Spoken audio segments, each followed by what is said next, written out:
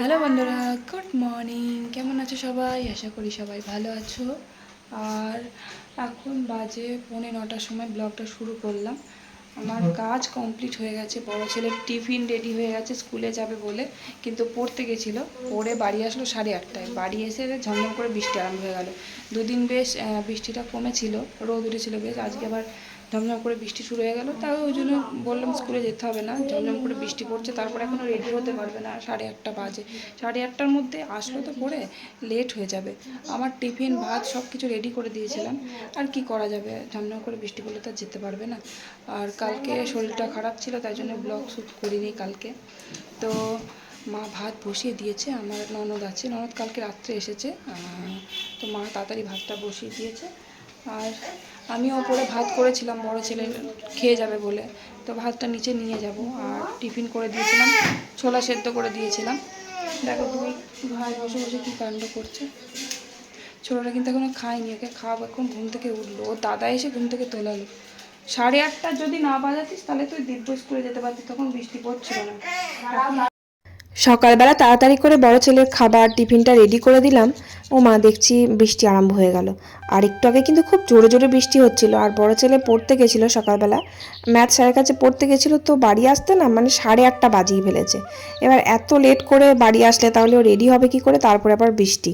আর বৃষ্টি দেখে তো ছেলের অজুহাত শুরু হয়ে গেল, মা আজকে স্কুলে যাব না, এত বৃষ্টি পড়ছে, তারপরে আবার এত দেরি করে বাড়ি আসলাম, আর অনেক ম্যাথ করব, পড়া করব সারাদিন, আজকে স্কুলে যাব না, বৃষ্টি দেখেই বলছে।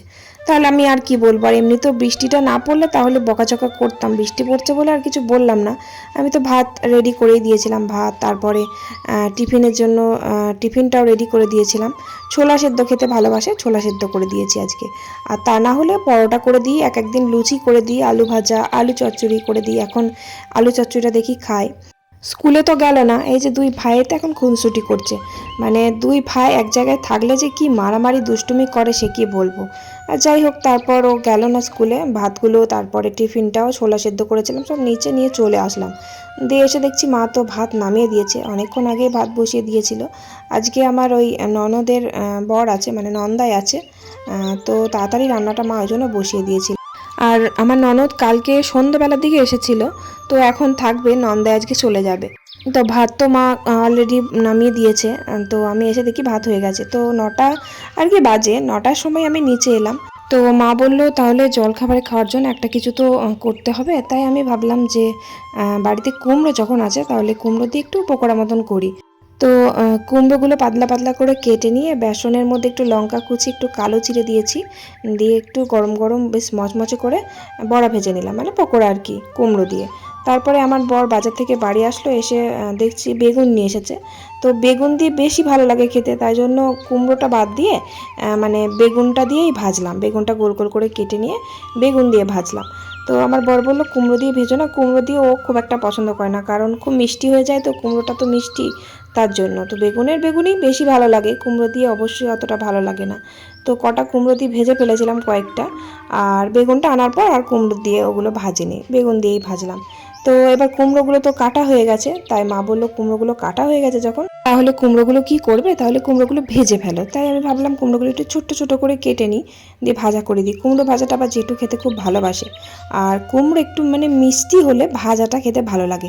একটু কালো জিরে, শুকনো লঙ্কা ফোড়ন দিয়ে, আর বেশি দিইনি, কুমড়ো আছে, তবে যেটুকু আর কি ওই বড়ার জন্য কেটেছিলাম, তো ওইটুকুই আর কি ছোট্ট ছোট করে কেটে নিয়ে ভাজা করলাম। কুমড়ো ভাজাটা মানে কুমড়ো তরকারি বা কুমড়ো ভাজা খুব একটা কেউ পছন্দ করে না বাড়িতে, তাই জন্য ওই অল্প একটু জেঠুর জন্যই আর কি ভেজে দিলাম।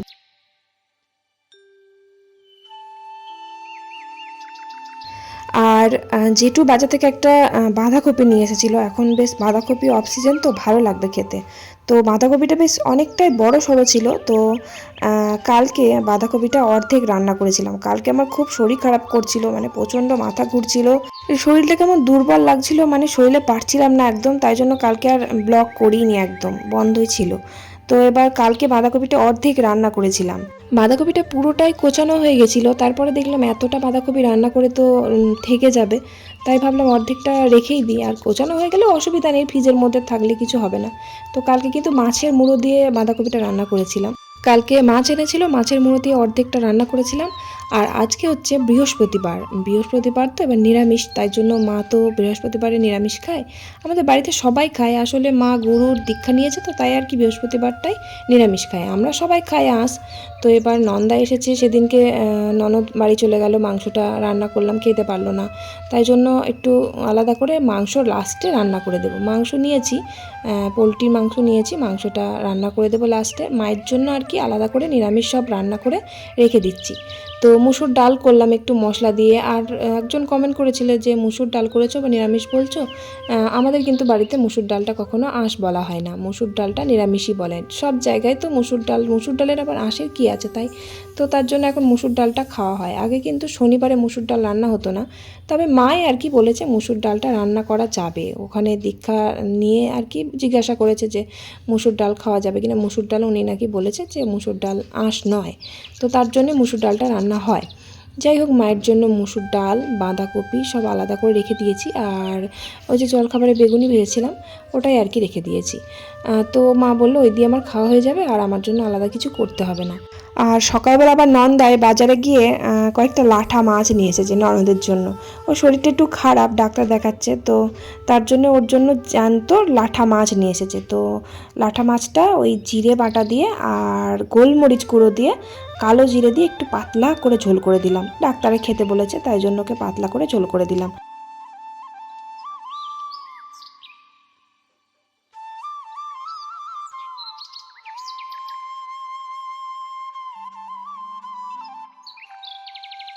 এই ল্যাঠা মাছটা আর জিওল মাছটা আমি একদম খেতে পারি না।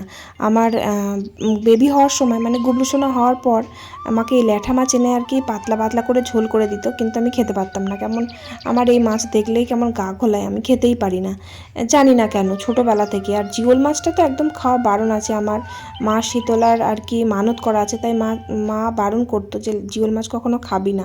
ছোটো থেকেই আর কি জিওল মাছটা একদমই খায় না, মুখ দিয়েও দেখিনি কখনো।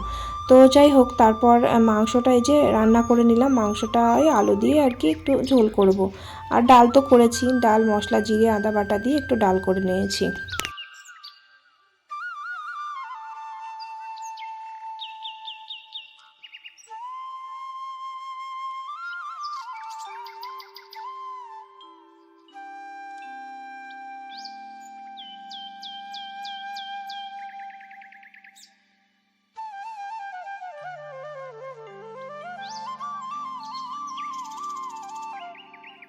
আর এই যে দেখো, আমার জেঠু শ্বশুর দৌড়ের সামনে বসে বসে কাঁঠাল ভেঙে খাচ্ছে, সব আমাদের গাছের কাঁঠাল।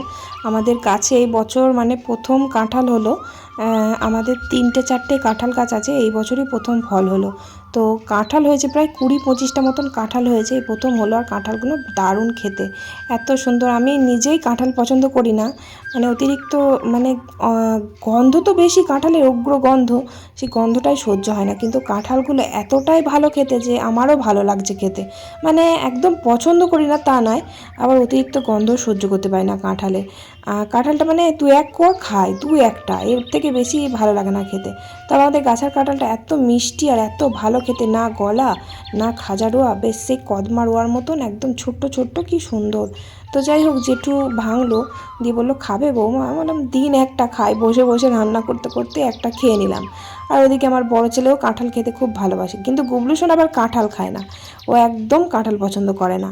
তো ও একটা গাজর নিয়ে এসে আমাকে বলছে মা গাজরটা কেটে দাও, গাজরটা খাবো। আবার গাজর খেতে খুব ভালোবাসে কাঁচা। তারপর এই যে রান্না শেষ করে উপরে এলাম ছাদে, দেখি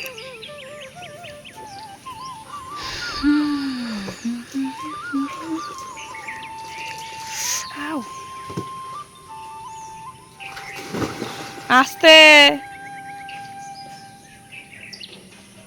ওখানে অতটা জল বাবা। বড় ছেলে গেছে পুকুরে চান করতে, চান করতে তো আর যায় না, ও যায় সাঁতার কাটতে। না তেল মেখে যায়, না সাবান মেখে যায়, সোজা চলে যাবে গামছাটা নিয়ে আর ওই যে টিউবটা নিয়ে দিয়ে গিয়ে সাঁতার কাটবে। প্রায় 1 ঘন্টা, 1.25 ঘন্টা এরকম ধরে সাঁতার কাটবে। আর জেঠুকে, মানে আমার জেঠু শ্বশুর আর কি, ওর কাছে দাঁড়িয়ে থাকে, ওখানেই আছে, পুকুরের পাশেই আছে। তো জেঠু শ্বশুর দাঁড়িয়ে থাকে, ও সাঁতার কাটে। আর ছাদে এলাম, ছাদে এসে এত রোদের জোর, পা ফেলা যাচ্ছিল না, এত তাপ হয়েছিল। তারপরে খানিকের মধ্যেই মেঘ একদম অন্ধকার করে আসলো, মনে হচ্ছে এখনই বৃষ্টি নেমে আসবে। আমি জামা কাপড়গুলো কাচতে বসলাম রোদ দেখে, তো মেঘ দেখে মনে হচ্ছে প্রচুর বৃষ্টি হবে। তো জামা কাপড়গুলো কাচা হয়ে যাওয়ার পর যখন মেলতে যাচ্ছি, সত্যি করেই বৃষ্টিটা শুরু হয়ে গেল।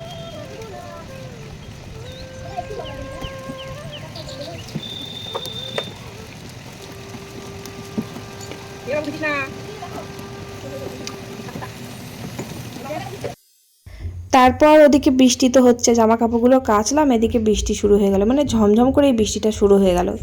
মানে কি বলবো, ভাবলাম এত রোদ দিয়েছে জামা কাপড়গুলো কাচলে শুকিয়ে যাবে, সত্যি এত রোদ ছিল না, তাকানো যাচ্ছিল না। মানে মেঘ যে কখন কি বলে বোঝাই মুশকিল।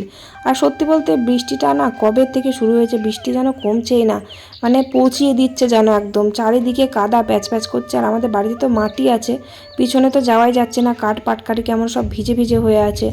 আর আমার বড় ছেলে কাণ্ড দেখো, সকালবেলা বৃষ্টির জন্য স্কুলে গেল না, এখন ছাদে গিয়ে ভিজছে। তাই একটু বকাঝকা দিলাম, কেন ভিজছে, শরীরটা খারাপ করবে, ঠান্ডা লেগে যাবে।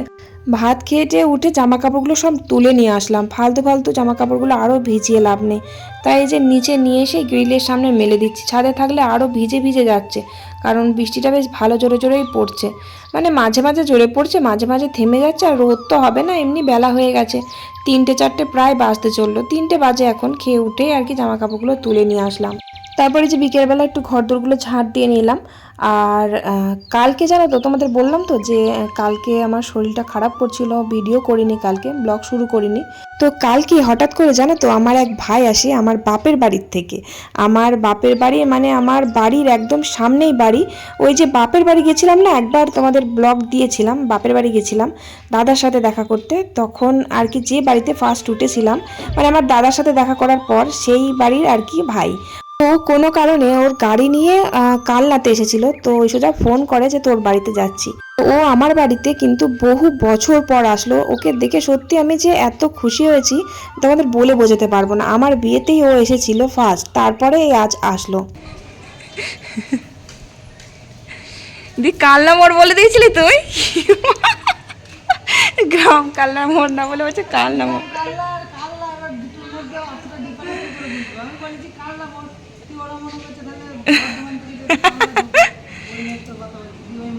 আয় আয়, তোর মামা এসছে, আয়।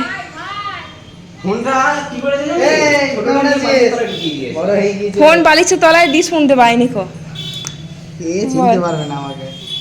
ও দেখেছে নাকি কোনোদিন? চ ঘরে চ, হ্যাঁ খেতে বসে সব। তোর ছেলেটাও তো একবারে ফোন ছাড়া কিছু চেনে না।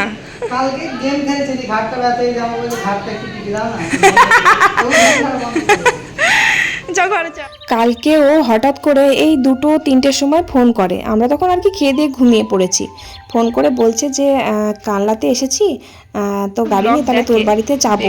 আমরা অবশ্যই আসবি, এখনই চলে আয়। তো বলছে থাকবো না, সোজা চলে আসবো দেখা করে। এবার ও এসেছিল আমার বিয়ের সময়, তো তখন এত ছোট ছিল, এত ছোট ছিল।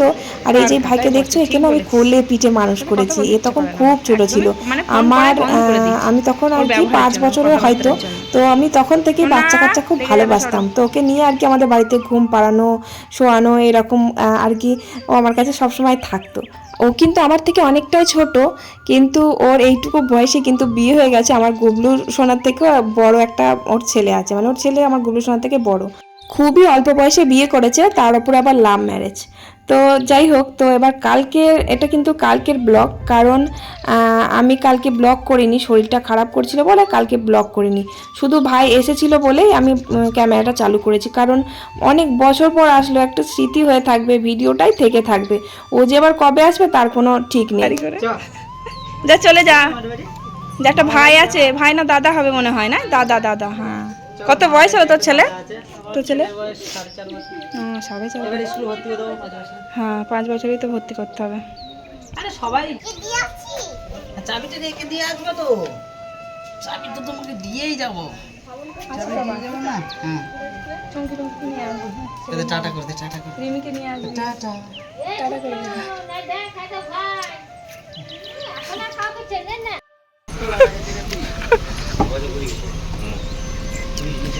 আসবি না? আসো মামা, ঘুরে আসো মামা, আসো আমি ওইখান থেকে একটা নজেস কিনে নিয়ে আসি, ঠিক আছে? আসো। আমি একটা নজেস কিনে নিয়ে আসি। মাথা লাগবে, মাথা লাগবে। আসিস আবার, যা সাবধানে যাস। হ্যাঁ যা। আসবি কিন্তু আবার। যা। ওকে কতবার থাকতে বললাম, কারণ ও থাকলো না। তার কারণ হলো যে ও ড্রাইভারি করে, ওর সন্ধেবেলা আবার ভাড়া আছে, তাই জন্য ও থাকলো না। ও ভাড়াতেই গেছিলো, কানলাতে ভাড়া গেছে, কানলা না, ও কোন চন্দননগর না কোথায় ভাড়া গেছিলো। তো যাই হোক, ও চলে গেল। তবে ও এসেছে বলে আমি খুবই খুশি হয়েছি, কারণ আমার বাপের বাড়ির ওদিক থেকে আমি সবাইকে আসতে বলি, কিন্তু কেউ আসেই না। আমার এই যে ভাইয়ের মা আমার জেঠিমা হয়, বাবা জেঠু হয়, তো ওদের সাথে আর কি আমার ছোটোবেলা থেকে খুব মধুর সম্পর্ক। সত্যি করে ওরা আমাকে খুব ভালোবাসে। জেঠিমাকে কতবার বলেছি আসার জন্য, আসেই না, সবাই যেন ভুলেই যায় আস্তে আস্তে। তো যাই হোক, আমি ভাইকে বললাম যে সবাইকে নিয়ে আসার জন্য। আর ছেলেটাকে দেখো এবার, ও 3-4টের সময় ফোন করেছিল। যদি আগে করে ফোন করতো যে দি তোর বাড়িতে যাচ্ছি, তাহলে আমি একটু মাংস টাংস নিয়ে এসে রান্না করে রেখে দিতাম। তো ও যখন আমাকে ফোন করে তখন আমি আর কি শুয়ে পড়েছি খেয়ে দে। তো তারপর ও যখন ফোন করে সঙ্গে সঙ্গে আমি ভাত বসিয়ে দিয়েছিলাম। ওকে দুটো গরম গরম ভাত তো আমি দিতে পেরেছি, এতেই আমি অনেক খুশি। তো আবারও ফ্ল্যাশব্যাকে ফিরে এলাম। সন্ধে হয়ে গেছে, সন্ধে দিয়ে দিয়েছি, দিয়ে তারপরে বড় ছেলেকে একটু মাংস দিয়ে, মুড়ি ও খেতে ভালোবাসে, ওকে মাংস মুড়ি দিলাম। আর আমরা এই যে টিফিনে একটু মুড়ি খেয়ে নিলাম। ব্যাস, ভিডিওটা এখানেই শেষ করলাম। ভালো লাগলে একটা লাইক করো, টাটা।